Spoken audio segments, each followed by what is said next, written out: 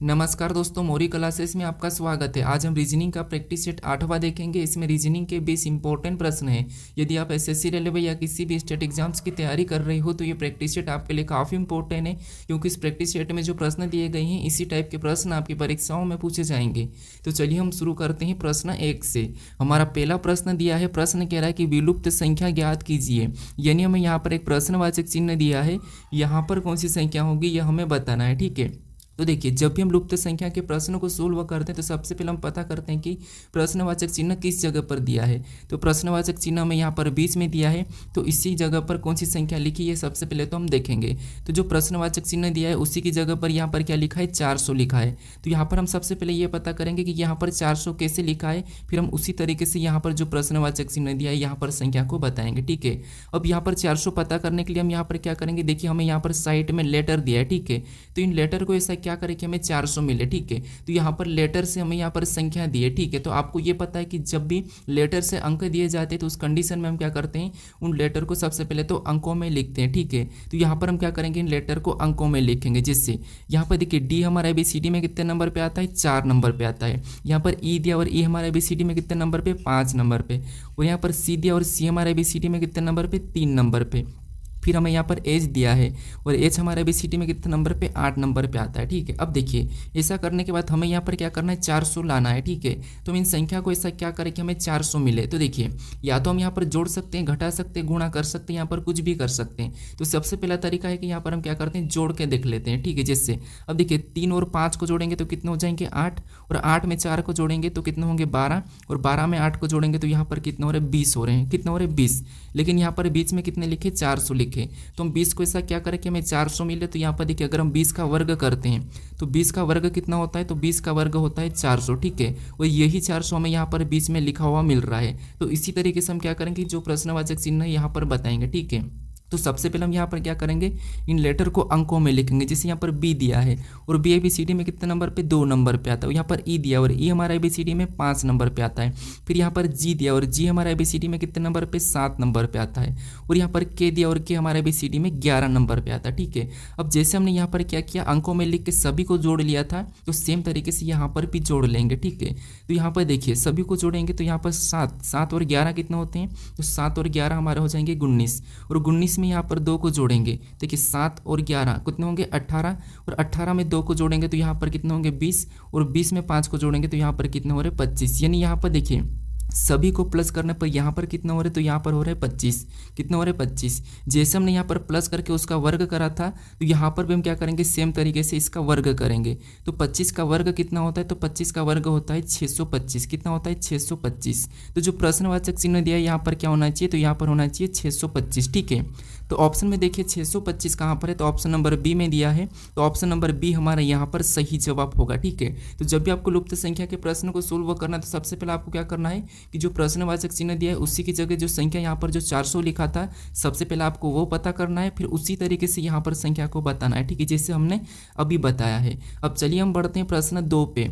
अब दूसरे नंबर का प्रश्न दिया है। अब प्रश्न कह रहा है कि नीचे दिए गए विकल्पों में से संबंधित संख्या को चुनिए। यानी दोस्तों जिस प्रकार यहाँ पर 72 का संबंध यहाँ पर 18 से है, हमें उसी प्रकार यहाँ पर 56 का संबंध बताना है। ठीक है, क्योंकि ये हमारा एनोलॉजी का प्रश्न है, यहाँ पर हमें समानुपात दिया है। ठीक है, तो जो रिलेशन इनका है वही रिलेशन हमें यहाँ पर बताना है। ठीक है, तो देखिए यहाँ पर हम क्या करेंगे, जिससे यहाँ पर देखिए यहाँ पर 72 से क्या लिखा है, 18 लिखा है, तो हम यहाँ पर 18 पता करना है। तो क्या करेंगे, जैसे अगर हम यहाँ पर 72 को 4 से काटेंगे तो कितने हो जाएंगे, 18, और 18 यहाँ पर लिखा है। उसी तरीके से अगर हम 56 को भी 4 से काटेंगे तो 4 एकम 4 और 4 चौको 16, यहाँ पर क्या होना चाहिए, 14 होना चाहिए सेम तरीके से। लेकिन हमारे पास ऑप्शन में 14 नहीं है, तो ये तरीका तो यहाँ पर नहीं लगेगा। ठीक है, तो यहाँ पर दूसरी लॉजिक लगाते हैं। अब देखिए जैसे अगर हम इनको आपस में गुणा कर लेते हैं, ठीक है, तो कितने हो जाएंगे, 7 और 2 का आपस में गुणा करेंगे तो 7 दूनी 14। इसका गुणा करने पर कितना हो रहा है, 14 हो रहा है। और 14 से हमें तो यहाँ पर 18 पता करना, तो हम क्या कर सकते हैं, यहाँ पर 4 प्लस कर लेंगे। ठीक है,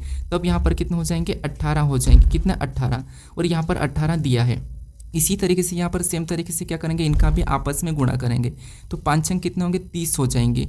और जैसे हमने यहाँ पर गुणा करके 4 प्लस किया था तो सेम तरीके से यहाँ पर भी 4 को प्लस करेंगे तो यहाँ पर कितने हो रहे, तो यहाँ पर हो रहे 34। तो जो प्रश्नवाचक चिन्ह दिया यहाँ पर क्या होना चाहिए, 34 होना चाहिए, लेकिन वो भी हमारे पास ऑप्शन में नहीं है। तो ये दोनों लॉजिक भी हमारे यहाँ पर नहीं लग रही है। तो थोड़ा सा यहाँ पर लॉजिक को समझिए, ठीक है। जैसे अब यहाँ पर 72 दिया, इसको हम अलग अलग लिखेंगे तो ये हमारा 7, उस 7 को अगर 2 गुना करेंगे तो 7 का 2 गुना कितना होता है, तो आप कहोगे 7 का 2 गुना होता है 14। इंपॉर्टेंट लॉजिक है, ठीक है। उसके बाद यहाँ पर 2 को भी अलग करेंगे और इसको भी क्या करेंगे, 2 गुना करेंगे। अब 2 का 2 गुना कितना होता है, तो 2 का 2 गुना होता है, 2 का 2 गुना कितना होता है, 4 होता है, ठीक है। अब देखिए जो हमने 2 गुना किया इनको आपस में अगर जोड़ लेते हैं तो 14 और 4 कितना होते हैं, 18 होते हैं, और 18 यहाँ पर दिया है। अब ये लॉजिक लगाते हैं, ठीक है। जैसे अब यहाँ पर 5 का भी 2 गुना करेंगे तो 5 का 2 गुना में डायरेक्ट लिखता हूँ 5 दूना 10, ठीक है। उसके बाद यहाँ पर भी 6 का 2 गुना करेंगे तो 6 दूनी कितने होते हैं, 12 में डायरेक्ट लिख रहा हूँ, ठीक है। अब हमने यहाँ पर 2 गुना किया, जैसे हमने 2 गुना करके यहाँ पर हमने क्या करा था, इनको आपस में जोड़ लिया था, तो इनको भी क्या करता है, आपस में जोड़ लेते हैं। तो यहाँ पर देखिए 12 और 10 को आपस में जोड़ेंगे तो यहाँ पर कितने हो जाएंगे, 22 हो जाएंगे। अब जो प्रश्नवाचक चिन्ह वहाँ पर क्या होना चाहिए, 22 होना चाहिए। तो यहाँ पर क्या होना चाहिए, 22 होना चाहिए। ऑप्शन में देखिए 22 कहाँ पर है, तो अभी ऑप्शन नंबर हमें सी में दिया है, तो ऑप्शन नंबर सी हमारा यहाँ पर क्या होगा, सही जवाब होगा, ठीक है। तो यहाँ पर आपको क्या करना है, लॉजिक को समझना है, ठीक है। सबसे पहले आपको क्या करना है, इन संख्याओं का पता करना है, फिर आपको सेम तरीके से यहाँ पर बताना है जैसे हमने अभी बताया, ठीक है। अब चलिए हम बढ़ते हैं प्रश्न 3 पे। अब तीसरे नंबर का प्रश्न दिया है। अब प्रश्न कह रहा है कि नीचे दी गई श्रृंखला में प्रश्न चिन्ह के स्थान पर कौन सी संख्या आएगी, यानी श्रृंखला में एक प्रश्नवाचक चिन्ह दिया है, यहाँ पर कौन सी संख्या आएगी यह हमें बताना है, ठीक है। तो देखिए जब भी हम श्रृंखला के प्रश्न को सोल्व करते हैं तो सबसे पहले हम क्या करते हैं कि श्रृंखला पैटर्न को समझते हैं कि संख्या कैसे लिखे। जैसे यहाँ पर देखेंगे 60 के बाद क्या लिखा है, 30, और 30 के बाद 30, और 30 के बाद फिर 60, और 60 के बाद 240, और अगली संख्या हमें बताना है, ठीक है। तो अगर हम यहाँ पर ध्यान से देखते हैं तो देखिए पैटर्न को समझने के लिए हमें एक एक स्टेप चलना होगा। जैसे यहाँ पर 60 के बाद क्या लिखा है, 30 लिखा है, यहाँ पर आधा कर दिया, 60 का आधा। अगर इसको हम देखेंगे तो यहाँ पर 0.5 गुना किया है, ठीक है। क्या किया, तो 0.5 गुना, क्या किया, 0.5 गुना मतलब आधा। उसके बाद अगली संख्या पता करते हैं 30 से 30, तो यहाँ पर क्या कर सकते हैं, तो यहाँ पर 1 गुना, कितना गुना, 1 गुना, ठीक है। उसके बाद आगे देखेंगे तो 30 से यहाँ पर कितना लिखा है, 60, तो यहाँ पर क्या हो रहा है, तो यहाँ पर 30 का डबल यानी कि 30 का 2 गुना, यहाँ पर 2 गुना। फिर हम आगे देखेंगे तो यहाँ पर 60 से 240, तो यहाँ पर अचानक से संख्या बढ़ी है, मतलब 60 से 240, तो यहाँ पर कितना गुना हुआ है, तो यहाँ पर 60 का 4 गुना हुआ, कितना गुना, 4 गुना। अब इसी तरीके से गुना करके हमें क्या करना है, अगली संख्या बताना है, लेकिन उससे पहले हमें यहाँ पर पैटर्न को समझना होगा, ठीक है। जिससे यहाँ पर क्या हुआ था, 0.5 गुना यानी कि यहाँ पर आधा गुना, फिर इसी का डबल, यहाँ पर इसी का डबल 1 गुना हो गया, फिर इसी का डबल यहाँ पर 2 गुना हो गया, और इसी का डबल यहाँ पर 4 गुना होगा। तो अगली बताने के लिए हम यहाँ पर क्या करेंगे, 4 का डबल 8 गुना करेंगे, ठीक, क्या करेंगे, 8 गुना। तो यहाँ पर 240 का 8 गुना यानी कि 24 8 कितने होते हैं, 192, 24 8 192 होते हैं, और 0 का 0 पीछे लगेगा तो 8 गुना करेंगे। तो जो प्रश्नवाचक चिन्ह दिया है यहाँ पर क्या आना चाहिए, 1920। तो ऑप्शन में देखिए 1920 कहाँ पर, तो ऑप्शन नंबर बी में दिया है, तो ऑप्शन नंबर बी हमारा यहाँ पर सही जवाब होगा, ठीक है। तो श्रृंखला को पैटर्न को समझना है हमें। अब चलिए हम बढ़ते हैं प्रश्न 4 पे। अब 4 नंबर का प्रश्न दिया है। अब प्रश्न कह रहा है कि दिए गए घन में अक्षर Z के विपरीत कौन सा अक्षर या चिन्ह होगा, यानी हमें यहाँ पर एक ओपन पासा यानी कि खुला पासा दिया है, ठीक है। इसमें हमें Z के विपरीत कौन सा अक्षर या चिन्ह होगा ये हमें बताना है, ठीक है। इसको थोड़ा सा ध्यान से समझिए, फिर इसके बाद आपको मैं पासे को बंद करना फिर खोलना ये भी बताऊंगा, ठीक है। तो ये तो हमें सिंपल सा कि खुले हुए पासे में विपरीत कैसे बताना ये यहाँ पर सीखना है। तो यहाँ पर ध्यान से सीखिए, अगर आपको पहले से आता हो तो अच्छी बात है, ठीक है। तो हमें यहाँ पर क्या पूछा है, Z के विपरीत कौन सा चिन्ह या लेटर होगा, ठीक है। तो देखिए जब भी आपको ओपन पासा मिले तो मैं आपको बता रखा हूँ कि एक छोड़ के एक चलना। जैसे यहाँ पर देखेंगे तो स्टार के बाद यहाँ पर एक छोड़ेंगे तो यहाँ पर क्या होगा, डॉलर, यानी एक दूसरे के ये विपरीत है, ठीक है। उसके बाद यहाँ पर वाई के बाद और छोड़ेंगे तो यहाँ पर आया एंड, ये भी एक दूसरे के विपरीत है, और बचा हुआ ये एक दूसरे के विपरीत हो जाएगा, ठीक है। अब ये विपरीत कैसे बताना थोड़ा वो समझिए। जब भी आपको किसी भी चिन्ह या लेटर का विपरीत बताना हो तो उसका कोना और भुजा मिला हुआ नहीं होना चाहिए, ठीक है। जैसे यहाँ पर देखेंगे तो हमने स्टार का विपरीत बताया, ठीक है। तो इसका यहाँ पर ये हमारा ये कोना है, ठीक है। यहाँ पर ये कोने कोना और ये भुजा, ये हमारे भुजा है और यहाँ पर कोने है। ये इसका विपरीत क्या है, तो इसका विपरीत डॉलर है, तो इसका कोना और भुजा दोनों का मिला हुआ नहीं है, मतलब इसका विपरीत है। इसमें क्या हमें सबका विपरीत बताना होता है, ठीक है। उसके बाद यहाँ पर y का देखेंगे, उसके बाद y का देखेंगे तो यहाँ पर भी इनका भी कोना और भुजा आपस में यहाँ पर मिला हुआ नहीं है, मतलब ये भी सही है। यानी कि आपको जितने भी सभी का विपरीत बताना है तो सभी में कोना और भुजें मिले हुए नहीं होना चाहिए, तब आपका यहाँ पर एक दूसरे का विपरीत निकलेगा। ठीक है, अब हमें यहाँ पर किसका विपरीत पूछा है, तो हमें यहाँ पर जेड का विपरीत पूछा है। तो जेड का यहाँ पर क्या है, ए है। तो ऑप्शन नंबर ए में देखिए, तो ऑप्शन नंबर ए में ए दिया है, तो ऑप्शन नंबर ए हमारा यहाँ पर सही जवाब होगा। ठीक है, अब चलिए हम बढ़ते हैं प्रश्न 5 पे। अब 5 नंबर का प्रश्न दिया है। अब प्रश्न कह रहा है कि निम्नलिखित वर्गों में सबसे उपयुक्त वेन आरेख का चयन कीजिए। यानी हमें यहाँ पर छात्र दिया है, गिटार वादक दिया और अध्यापक दिया है। इसका वेन डायग्राम कैसा बनेगा, ये प्रश्न पूछा है। ठीक है, तो वेन डायग्राम का भी प्रश्न हर परीक्षाओं में पूछा जाता है और इंपॉर्टेंट है। अब देखिए, जब भी आपको वेन डायग्राम के प्रश्न को सोल्व करना है तो सबसे पहले आपको क्या करना है, तीनों शब्दों को ध्यान से देखना, क्या तीनों शब्दों को आप जानते हो या नहीं जानते हो, क्या उनका आपस में कोई रिलेशन है या नहीं है। लेकिन ये भी समझ में नहीं आता है तो फिर आपको क्या करना है, एक एक शब्द का डायग्राम बनाना है। ठीक है, कैसे वो समझिए। जिससे यहाँ पर हमें सबसे पहला शब्द दिया है छात्र, तो हम क्या करेंगे, छात्र का डायग्राम बना लेंगे। ठीक है, उसके बाद फिर हम क्या करेंगे, यहाँ पर दूसरे शब्द का बनाएंगे जो कि हमें यहाँ पर दिया है गिटार वादक। अब गिटार वादक का डायग्राम बनाने से पहले आपको ये समझना है कि जो आपने छात्र का डायग्राम बनाया, क्या छात्र और गिटार वादक का आपस में कोई संबंध है या नहीं है। तो हाँ, यहाँ पर अगर हम समझेंगे तो जो छात्र होते हैं, ठीक है, वो गिटार वादक भी होते हैं। ठीक है, गिटार वादक हो सकते हैं, क्या होते हैं, कुछ छात्र गिटार वादक हो सकते हैं, इसलिए यहाँ पर कुछ वाला डायग्राम बनेगा। सारे के सारे नहीं होंगे, कुछ होंगे, क्योंकि कुछ तो छात्र के अलावा कुछ अध्यापक भी होंगे, इसीलिए यहाँ पर कुछ वाला डायग्राम बना। फिर हम यहाँ पर क्या करेंगे, तीसरे शब्द का बनाएंगे जो कि हमें यहाँ पर दिया अध्यापक। अब अध्यापक का डायग्राम बनाने से पहले आपको ये देखना है कि जो पहला आपने दो छात्र और गिटार वादक का डायग्राम बनाया, क्या उनका अध्यापक से कोई संबंध है या नहीं है। तो यहाँ पर देखेंगे, तो यहाँ पर देखिए छात्र और अध्यापक का अगर हम संबंध देखेंगे तो छात्र और अध्यापक का कोई भी संबंध नहीं है। ठीक है, क्या कोई छात्र अध्यापक हो सकता है, क्या तो नहीं हो सकता। ठीक है, तो इनका आपस में कोई संबंध नहीं है, तो यहाँ पर इसका तो अलग ही होगा। फिर हम यहाँ पर देखेंगे गिटार वादक, और यहाँ पर देखिए गिटार वादक और अध्यापक का, तो इनका आपस में संबंध है। देखिए गिटार वादक कुछ अध्यापक क्या होते हैं, हो सकते हैं गिटार वादक भी हो सकते हैं। तो यहाँ पर गिटार वादक यानी यहाँ पर अध्यापक का भी इधर से कुछ वाला बनेगा, क्योंकि इनका तो आपस में कोई संबंध नहीं है, तो इनका तो अलग ही बन गया। लेकिन यहाँ पर देखिए कुछ छात्र, ये हमारे छात्र, तो कुछ छात्र हमारे गिटार वादक हो सकते हैं और यहाँ पर कुछ अध्यापक भी गिटार वादक हो सकते हैं। और जो बीच का हिस्सा बचा है, ठीक है, ये वाला हिस्सा बचा है, ये हमारा दूसरों के लिए भी। ठीक है, कुछ ऐसे भी रहते हैं, महिला होती है, कुछ भी दूसरे वो भी गिटार वादक होते हैं। तो इसीलिए यहाँ पर डायग्राम कैसा बनेगा, कुछ इस टाइप से बनेगा। कैसा, इस टाइप से। तो ऑप्शन में देखिए ये वाला डायग्राम कहाँ पर है, तो ऑप्शन नंबर हमें ए में दिया है, तो ऑप्शन नंबर ए हमारा यहाँ पर सही जवाब होगा। ठीक है, अब चलिए हम बढ़ते हैं प्रश्न 6 पे। अब 6 नंबर का प्रश्न दिया है। अब प्रश्न कह रहा है कि किसी कोड भाषा में गैलेक्सी को यहाँ पर LAGBYZ लिखा जाता है, तो उसी भाषा में वीकली को किस प्रकार लिखा जाएगा, ये प्रश्न पूछा है। ठीक है, ये हमारा कोडिंग डिकोडिंग का प्रश्न है। अब देखिए कोडिंग डिकोडिंग में जब भी आपको यहाँ पर लेटर ही कोड दिया है, तो फिर आपको कैसे सोल्व करना वो समझिए। या तो आप यहाँ पर इनको डायरेक्ट भी देख सकते हैं, या फिर यहाँ पर थोड़ा सा समझने की कोशिश करना। आपको क्या करना, इसका कोड क्या दिया है, तो इसका कोड ये दिया है। ठीक है, तो हमें इनको लिख लेना, कैसे लिखना वो समझिए। जैसे यहाँ पर हम क्या करेंगे, सेम लिख लेंगे, जैसे गैलेक्सी है। ठीक है, तो यहाँ पर गैलेक्सी को सबसे पहले लिखेंगे, फिर इनका कोड लिख लेंगे। ठीक है, तो ये हमने गैलेक्सी लिख लिया, और इसका कोड लिखेंगे, तो इसका कोड कहाँ पर दिया, यहाँ पर क्या दिया है, तो सबसे पहले एल दिया है, फिर ए दिया है, फिर हमें यहाँ पर जी दिया है, फिर उसके बाद यहाँ पर हमें LAG, उसके बाद बी दिया है, और बी के बाद वाई दिया है, और वाई के बाद यहाँ पर जेड दिया है। ये इसका कोड दिया है। अब ये कोड कैसे लिखा, हमें ये पता करना है। जैसे या तो हम इसको इधर सीधे सीधे देख सकते हैं, या फिर इनको क्रॉसिंग मेथड भी कुछ भी कर सकते हैं। हमें तो यहाँ पर कोड पता करना है। ठीक है, तो यहाँ पर अगर हम ध्यान से देखेंगे तो जो 3 लेटर हमें शुरू में दिखाई दे रहे हैं वो यहाँ पर भी हमें दिखाई दे रहे हैं। ठीक है, यहाँ पर भी हमें दिखाई दे रहे हैं। तो अब देखिए, जिससे हम इसको क्या कर सकते हैं, जैसे यहाँ पर क्रॉसिंग मेथड देखते हैं तो ये यहाँ से क्रॉस हो रहा है, ये यहाँ से हो रहा है, इसको यहाँ से ये पलटा के लिखा है। फिर अगले अगर हम 3 को देखते हैं, इनको 3 को देखेंगे तो यहाँ पर क्या हो रहा है, देखिए यहाँ पर +1 यानी कि 1 को जोड़ा है। ठीक है, यहाँ पर +1 किया है। फिर अगला देखेंगे x के बाद y, तो यहाँ पर भी +1 किया है। फिर y के बाद z को देखेंगे तो यहाँ पर भी +1 किया है। मतलब पहले 3 को क्रॉस में लिखा है, फिर बाद में लास्ट 3 वाले को यहाँ पर +1 करके लिखा है। तो हम भी क्या करेंगे, सेम तरीके से पहले 3 को तो क्रॉस में लिखेंगे, तो ये तो यहाँ पर इस प्रकार क्रॉस हो जाएंगे। ठीक है, कैसे हो जाएंगे, कुछ इस प्रकार क्रॉस हो जाएंगे।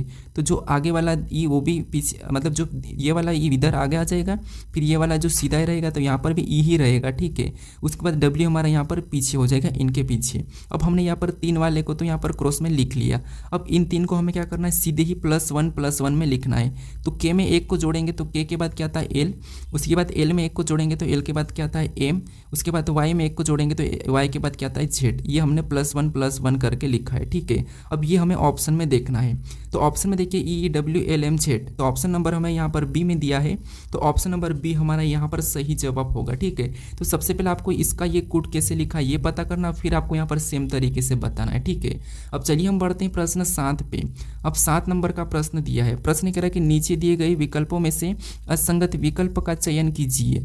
यानी दोस्तों यहाँ पर हमें 4 विकल्प दिए हैं, इनमें से 3 किसी न किसी प्रकार के समान है लेकिन एक अलग है, उसी का हमें क्या करना है चयन करना है, ठीक है। ये हमारा क्लासिफिकेशन का प्रश्न है, ठीक है, वर्गीकरण का। अब देखिए यहाँ पर हमें कितने 4 शब्द दिए, जो कि हमें देखिए चीता दिया है, शेर दिया है, तेंदुआ दिया और गाय दिया है। इनमें से 3 तो किसी न किसी प्रकार समान है लेकिन एक अलग है, उसका हमें बताना है। तो यहाँ पर कोशिश करिए आप बताने की, हर प्रश्न की कोशिश करें कि आप भी सोल्यूशन निकालें, ठीक है। तो यहाँ पर देखिए जैसे अब चीता पे हमारा क्या है, एक जानवर है, शेर जानवर है, तेंदुआ जानवर है, गाय जानवर है। अब यहाँ पर जानवर तो चारों है, फिर अलग कौन सा है, तो देखिए थोड़ा सा समझने की कोशिश करें यहाँ पर अलग कौन सा है।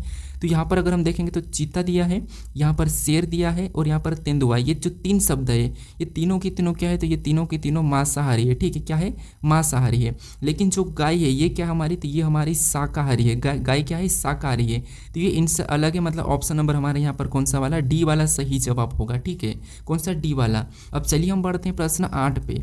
अब 8 नंबर का प्रश्न दिया है, अब प्रश्न कह रहा है कि निम्नलिखित आकृति में कुल घनों की संख्या बताइए, यानी इस आकृति में घनों की संख्या कितनी ये हमें बताना है, ठीक है। अब ये थोड़ा सा इंपॉर्टेंट प्रश्न है, इससे पहले वाले प्रैक्टिस सेट में भी आपको मैं इसका छोटा घन उसकी ट्रिक बताया था, ठीक है, और उसके बाद मैं बताया था कि जब भी बड़ा वाला घन भी कैसे सोल्व करना, ठीक है। तो यहाँ पर देखिए जब भी आपको घनों की संख्या मिले और इस टाइप का कितना भी बड़ा हो, आपको कैसे काउंट करना वो ट्रिक समझिए, ठीक है। सबसे पहले आपको नीचे से स्टेप देखना, ये हमारी फर्स्ट स्टेप है, ये सेकेंड है और ये हमारी थर्ड है। अब इतना ही है, इससे भी बड़ा हो सकता है, एग्जाम में इससे भी बड़ा पूछ सकता है, ठीक है, लेकिन हमें यहाँ पर अभी इतनी स्टेप मिल रही है तो ऐसे देखना है। अब आपको क्या करना है, इस स्टेप में संख्या लिखना है। कैसे देखिए यहाँ पर नीचे वाली स्टेप में कैसे लिखेंगे, 1, फिर यहाँ पर भी 1 और यहाँ पर भी 1, क्योंकि ये हमारी पहली स्टेप है।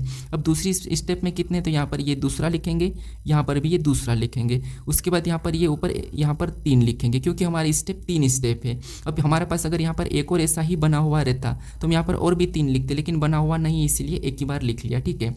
अब ऐसा करने के बाद इनको क्या करना, प्लस कर लेना एक तरफ से, इनको जोड़ेंगे तो यहाँ पर 1 1 1 मतलब इनका योग कितना हो रहा है 3, इधर से जोड़ेंगे तो यहाँ पर 4 और इधर से जोड़ेंगे तो यहाँ पर 3 ही हो रहा है। अब इन सभी को क्या करना, हमें प्लस कर लेना, ठीक है, क्या करना है इनको प्लस कर लेना है। तो यहाँ पर इन सभी को जोड़ेंगे तो यहाँ पर इनका योग कितना हो रहा है, तो यहाँ पर इनका योग हो रहा है 10, यानी इस आकृति में कुल घनों की संख्या कितनी है 10 है, ठीक है। तो ऑप्शन में देखिए 10 कहाँ पर है, तो ऑप्शन नंबर ए में दिया है, तो ऑप्शन नंबर ए हमारा यहाँ पर सही जवाब होगा, ठीक है। तो कितना भी बड़ा घन हो आपको क्या करना है, नीचे स्टेप से, जैसे ये वाली स्टेप हमारी पहली स्टेप है तो यहाँ पर आपको एक एक लिख लेना है, ठीक है, चाहे यहाँ पर कितना भी बड़ा हो। उसके बाद ये हमारी दूसरी स्टेप है तो यहाँ पर आपको क्या करना है, 2 2 2 2 लिखना है। फिर हमारी ये तीसरी स्टेप है, यहाँ पर आपको क्या करना है, 3 3 3 3 लिखना है।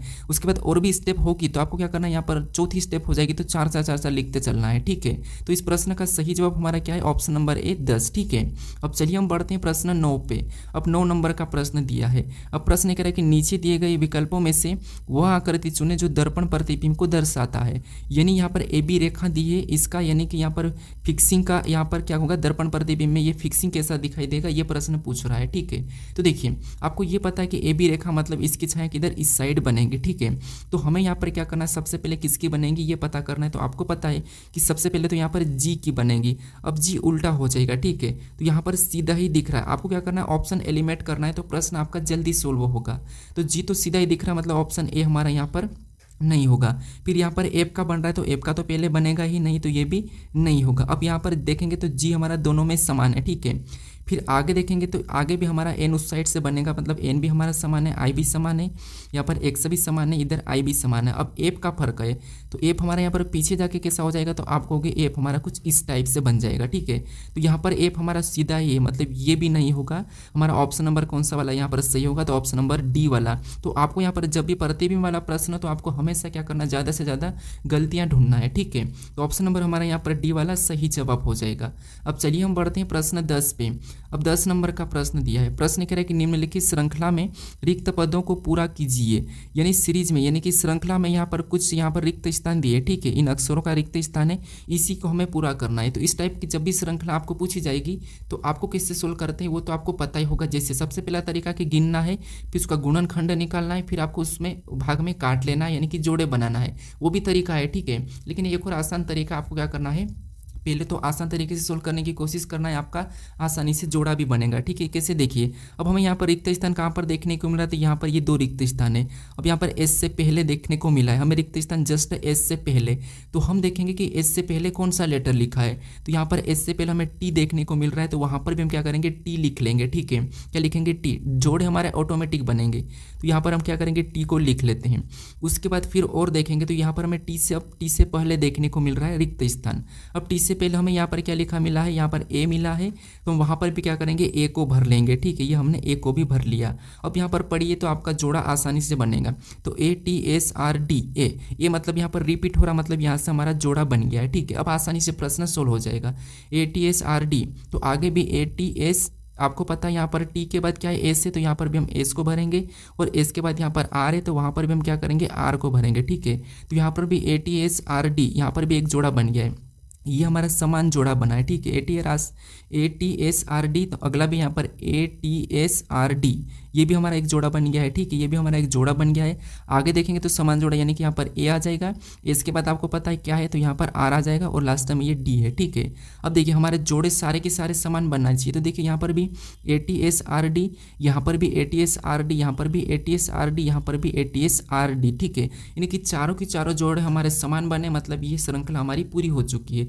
अब यहाँ पर आपको कैसे उत्तर बताना है, तो आपको पता है कि हमने कौन कौन से लेटर को भरा है, ये हम देखेंगे। तो देखिए सबसे पहले हमने ए को भरा, तो ए को लिखेंगे, फिर हमने यहाँ पर टी को भरा, तो टी को, फिर हमने एस को भरा है, फिर हमने आर को भरा, फिर हम टी को भरा है, फिर हमने यहाँ पर डी को भरा है, फिर हमने ए को भरा है, फिर हमने वापस से आर को भरा है। ये हमें क्या करना है, ऑप्शन में देखना है। तो ऑप्शन में देखेंगे ATSR, तो ATSR मतलब ऑप्शन नंबर यहाँ पर सी में तो नहीं है, ठीक है। ATSR, तो हमें यहाँ पर देखिए ATSRT, उसके बाद यहाँ पर हमें कहाँ पर देखने को मिल रहा है, तो हमें ऑप्शन नंबर यहाँ पर डी में, ऑप्शन बी भी नहीं, ऑप्शन ए भी नहीं, तो यहाँ पर ATSRTDAR, यहाँ पर भी ATSRTDAR, तो ऑप्शन नंबर हमारा कौन सा मैच हुआ है, ऑप्शन नंबर डी। तो डी वाला सही जवाब हो जाएगा, ठीक है। अब चलिए हम बढ़ते हैं प्रश्न 11 पे। अब 11 नंबर का प्रश्न दिया है। अब प्रश्न कह रहा है कि एक पंक्ति में उत्तर की ओर सम्मुख करके KLMNO बैठे हैं, NO के बाएं बैठा है, ML के बाएं बैठा है, जो के दाएं बैठा है, और KO के दाएं बैठा है, तो बताइए M के दाएं कौन बैठा है, ठीक है। तो यहाँ पर देखिए ये हमारा बैठक अवस्था का प्रश्न है। हमें यहाँ पर कह रहा है कि एक पंक्ति में उत्तर की ओर सम्मुख करके बैठे हैं, मतलब जैसे आप जैसे बैठ के वीडियो देख रहे हैं उसी टाइप से हमको इनको भी बिठाना है, ठीक है। जैसे आपका दायां भी किधर है, तो आपका दायां भी इस साइड होगा, और बायां किधर होगा, तो बायां आपका इस साइड होगा, तो इनका भी वैसा ही रहेगा, ठीक है, क्योंकि हमें यहाँ पर उत्तर की ओर कहा है, तो आपको अपने आप को ले लीजिए, ठीक है। अब देखिए यहाँ पर कह रहा है कि एक पंक्ति में उत्तर की ओर सम्मुख करके KLMNO बैठे हैं, ठीक है। उसके बाद कह रहा है कि NO के बाएं बैठा है। अब O के बाएं कौन बैठा है, तो N बैठा है, NO के बाएं बैठा है, तो आपको पता है बायां किधर है, तो बायां इस साइड है, मतलब N कहाँ पर बैठा है, यहाँ पर। फिर आगे कह रहा है कि ML के बाएं बैठा है, जो K के दाएं बैठा है, तो इस लाइन को छोड़ दीजिए अभी, ठीक है, इस लाइन को अभी छोड़ दीजिए, आगे पढ़िए। और KO के दाएं बैठा है, KO के दाएं बैठा है, मतलब O का दाएं किधर होगा, इधर होगा, तो यहाँ पर किधर, इस साइड K बैठा है, ठीक है, KO के दाएं बैठा है। अब हम ऊपर वाली लाइन पढ़ेंगे, ठीक है। तो ऊपर वाली लाइन में क्या करा कि ML के बाएं बैठा है, जो K के दाएं बैठा है, ML के बाएं बैठा है, जो K के दाएं, मतलब K का दाएं किधर है, इधर है, तो यहाँ पर कौन बैठ गया, M बैठ गया, और ML के बाएं बैठा है, मतलब L किधर होगा, तो L यहाँ पर होगा, ठीक है। अब ये इसके बाएं है, तो अभी हम यहाँ पर सही बिठा चुके हैं, ठीक है। अब प्रश्न कह रहा है कि तो बताइए M के दाएं कौन बैठा है। तो M के दाएं यहाँ पर देखिए, आपको पता है आपका बायां किधर, इधर, और दायां इधर, तो M के दाएं कौन बैठा है, तो आपको पता है यहाँ पर L बैठा है, तो यहाँ पर इसका सही जवाब क्या होगा, L होगा, मतलब ऑप्शन नंबर ए हमारा यहाँ पर सही जवाब होगा। अगर आप ध्यान से प्रश्नों को पढ़ते तो आपको आंसर पहले ही मिल जाता है। यहाँ पर प्रश्न कह रहा कि तो बताइए M के दाएं कौन बैठा है, तो यहाँ पर हमें देखने को मिला था कि M L के बाएं बैठा है, तो इसका मतलब ये है कि M के दाएं कौन बैठेगा, L बैठेगा। आसानी से पहले ही आंसर दे सकते थे, ठीक है। तो यहाँ पर हमारा ऑप्शन नंबर कौन सा वाला, ए वाला सही जवाब हो जाएगा। अब चलिए हम बढ़ते हैं प्रश्न 12 पे। अब 12 नंबर का प्रश्न दिया है। अब प्रश्न कह रहा है कि नीचे दिए गए विकल्पों में से संबंधित युग्म को चुनिए, यानी दोस्तों जिस प्रकार यहाँ पर कुचिपुड़ी और आंध्र प्रदेश का जो संबंध है वही संबंध हमें यहाँ पर बताना है ऑप्शन में से, ठीक है। तो हम यहाँ पर पता करेंगे कि कुचिपुड़ी और आंध्र प्रदेश का आपस में कैसा संबंध है। तो यहाँ पर आपको थोड़ा सा पता होगा कि जो कुचिपुड़ी ये क्या एक शास्त्रीय नृत्य है, ठीक है, और ये कहाँ का है, तो ये हमारा आंध्र प्रदेश का है। तो इसका संबंध किससे दिया है, आंध्र प्रदेश से दिया है, ठीक है। तो इसी तरह हम ऑप्शन में ढूंढेंगे। तो यहाँ पर हमें क्या दिया है, तो यहाँ पर भरतनाट्यम उत्तर प्रदेश दिया है। तो भरतनाट्यम तो हमारा कहाँ का है, तमिलनाडु का है। तो ये तो हमारा इसके जैसा नहीं है, ठीक है, ये हमारा इसके जैसा नहीं है, तो ये गलत होगा, ठीक है।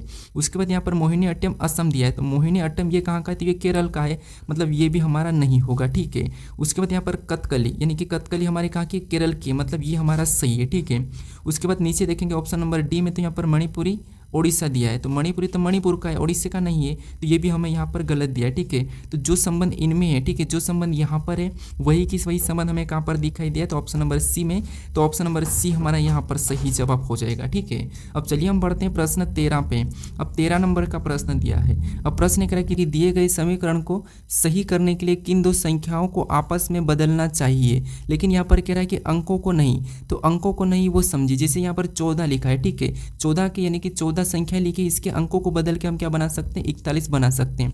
उसके बाद यहाँ पर संख्या 12 लिखिए, इसके भी अंकों को बदल के हम यहाँ पर क्या बना सकते हैं, 21 बना सकते हैं। लेकिन हमें यहाँ पर ये कह रहा है कि यहाँ पर अंकों को नहीं, इसका मतलब ये है कि यहाँ पर हम 21 नहीं बना सकते और 41 भी नहीं बना सकते, हमें सिर्फ संख्याओं को चेंज करना है। हम किन दो संख्याओं को चेंज करें कि हमारे यहाँ पर समीकरण सोल्व होने पर 14 आ जाए, ये हमें पता करना है। तो ये हम ऑप्शन से देखेंगे, ठीक है। अब देखिए पहला ऑप्शन कह रहा है कि 8 और 6 को बदलना, कि हम 8 और 6 को बदल के देख लेते हैं। तो यहाँ पर 8 की जगह 6 को रखेंगे और 6 की जगह 8, ठीक है। तो यहाँ पर क्या है, गुणे का चिन्ह, तो गुणा लगाएंगे और 6 की जगह 8 को रखेंगे, फिर प्लस का चिन्ह वैसा ही रहेगा, 12, ये समीकरण वैसी ही उतर जाएगी, ठीक है।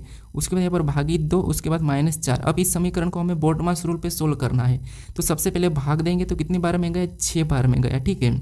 उसके बाद यहाँ पर गुणा करेंगे, तो यहाँ पर 8 से कितने होते हैं, 48 होते हैं। तो 48 लिखेंगे, ऊपर से प्लस वैसा ही लगा लेंगे, इधर से -4 को भी वैसा ही उतारेंगे। फिर यहाँ पर देखिए 48 और 6 को जोड़ेंगे, तो यहाँ पर कितने हो रहे, 54 हो रहे, और -4 करेंगे तो यहाँ पर कितने हो रहे, 50 हो रहे। लेकिन समीकरण में क्या लिखा है, 14 लिखा है, मतलब 8 और 6 को तो हम बदल के ये समीकरण सोल्व नहीं कर सकते हैं। तो ऑप्शन हमारा कौन सा वाला, ए वाला तो नहीं होगा। अब हम ऑप्शन बी से देखेंगे। तो यहाँ पर ऑप्शन बी में क्या दिया, तो यहाँ पर 2 और 6 दिया है। तो यहाँ पर 8 को वैसा ही लिखेंगे, गुणे का चिन्ह देखिए 8 को वैसा ही लिखना है, गुणे का चिन्ह भी वैसा ही लगाना है, ठीक है। हमें संख्या बदलना है। अब यहाँ पर 2 और 6, मतलब 6 की जगह 2 लिखना है हमें। अब देखिए प्लस का चिन्ह वैसा ही रहेगा, 12 भी वैसा ही रहेगा, भागित का भी वैसा ही रहेगा, और यहाँ पर 2 की जगह हमें यहाँ पर 6 को लिख लेना है और -4 उतार लेंगे, ठीक है। अब इस समीकरण को सोल्व करके हमें यहाँ पर भी 14 आना चाहिए, ठीक है। तो यहाँ पर देखिए सबसे पहले भाग देंगे, तो आपको पता है यहाँ पर बोर्डमास रूल पे यहाँ पर भाग देंगे तो कितनी बार में गया, तो 6 दूनी 12, मतलब 2 बार में, ठीक है। प्लस का चिन्ह वैसा ही उतरेगा, इधर से गुणा करेंगे तो 8 दूनी कितने होते हैं, 16 होते हैं, ठीक है, ये 16 हो गया।